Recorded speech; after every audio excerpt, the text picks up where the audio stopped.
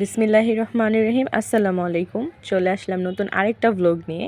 তা আজকে সন্ধ্যাবেলার নাস্তা বানাচ্ছি চিকেন ফ্রাই কেএফসি স্টাইলে।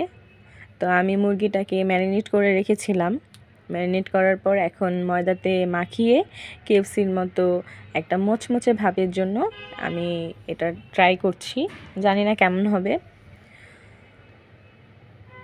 তো কেএফসি স্টাইলে মচমচে ভাবটা ওঠানোর জন্য কিন্তু এরকম পানিতে চুবিয়ে তারপরে আবার ময়দার সাথে মাখিয়ে নিতে হবে। তা আপনারা আমার পুরো ভিডিওটা না টেনে দেখতে থাকুন।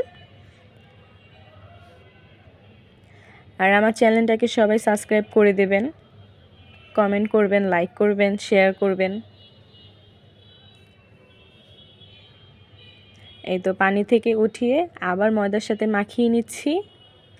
এটাকে চেপে চেপে বেশ কিছুক্ষণ মাখিয়ে নিতে হবে। তাহলে কি মচমচে ভাব, যেটাকে আমরা ক্রিস্পি বলে থাকি বা মচমচে ভাব যেটাই হোক, দুইটার একটা বলে থাকি, তো ওই জিনিসটা হবে। তো এই যে আমি তেলে ছেড়ে দিচ্ছি, ভাজার পর দেখা যাবে।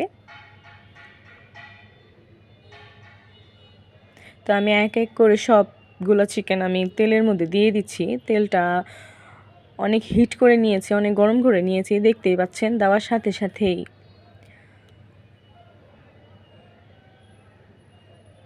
তারপরে এই তো আমার চিকেন ফ্রাইগুলো রেডি হয়ে গিয়েছে।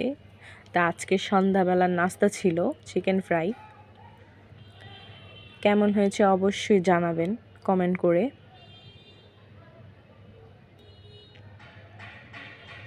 তো ভাজার পর আমি একটু টেস্ট করছিলাম কেমন হয়েছে। তারপর একটা প্লেটে সাজিয়ে নিচ্ছি, কারণ আমরা সবাই মিলে একসাথে খাবো।